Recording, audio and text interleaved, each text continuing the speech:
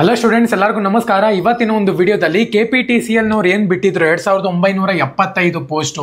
ಈ ಒಂದು ಪೋಸ್ಟ್ನ ಫಸ್ಟ್ ಲಿಸ್ಟಲ್ಲಿ ಅಂದರೆ 1:5 ರೇಷಿಯೋನಲ್ಲಿ ಯಾರೆಲ್ಲ ಸೆಲೆಕ್ಟ್ ಆಗಿ ಇವಾಗ ಡಾಕ್ಯುಮೆಂಟ್ ವೆರಿಫಿಕೇಶನ್ ಕೂಡ ಸಕ್ಸಸ್ ಆಗಿ ಫಿಸಿಕಲ್ನಲ್ಲೂ ಕೂಡ ಸಕ್ಸಸ್ ಆಗಿದ್ದೀರಾ ಅಂತ ಹೇಳೋದಾದ್ರೆ ನಿಮ್ಮೆಲ್ಲರಿಗೂ ಕೂಡ ಕಂಗ್ರ್ಯಾಚುಲೇಷನ್ ಅಂತಲೇ ಹೇಳ್ಬೋದು. ತುಂಬ ಜನ ಬಂದು ಸೆಲೆಕ್ಟ್ ಆಗಿದ್ದೀರಾ.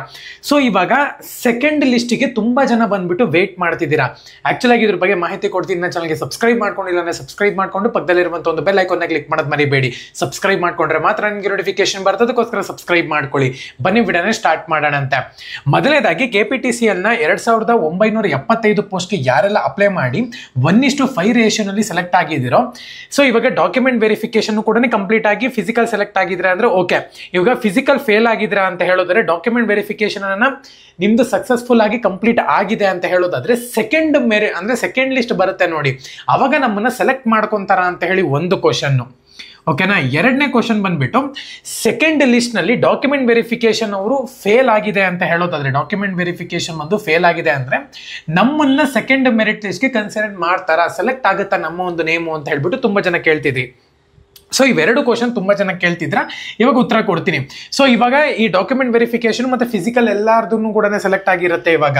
ಸೊ ಅವ್ರು ನೆಕ್ಸ್ಟ್ ಸ್ಟೆಪ್ ಏನ್ ಮಾಡಬೇಕು ಅಂತ ಹೇಳೋದಾದ್ರೆ 1:1 ರೇಷಿಯೋ ಬರುತ್ತೆ ಅಂತಾನೆ ಹೇಳ್ಬೋದು. ಈ ಒಂದು ರೇಷಿಯೋನಲ್ಲಿ ನಿಮ್ಮ ಒಂದು ಮೆಡಿಕಲ್ ಮತ್ತೆ ಬೇರೆ ಬೇರೆ ಟೆಸ್ಟ್ಗಳಾಗುತ್ತೆ. ಸೊ ಅದಕ್ಕೆ ನೀವು ಫೋಕಸ್ ಮಾಡಬೇಕಾಗುತ್ತೆ ಇವಾಗ ಫಿಸಿಕಲ್ ಮುಗಿಸಿರೋರು. ಸೊ ಇದು ಕ್ಲಿಯರ್ ಅಂತ ಅನ್ಕೊಂತೀನಿ. ಓಕೆನಾ.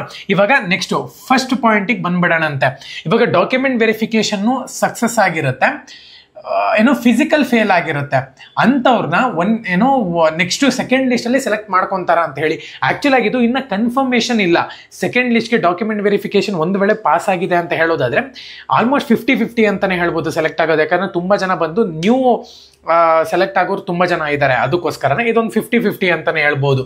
ಸೊ ಇದರಲ್ಲಿ ನಾವು ಭರವಸೆ ಕೊಡೋಕ್ಕಾಗಲ್ಲ.